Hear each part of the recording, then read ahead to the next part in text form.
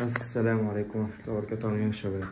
انا جاي لكم فيديو صغير لان انا من ساعة ما بدأت المحتوى ده ولقيت ناس كتير بتضطهدني، وايه القرف ده وش ايه القرف ده.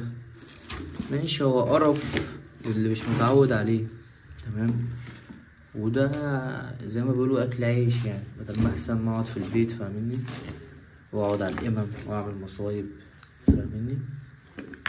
مش ده احسن ولا انا بتكلم غلط؟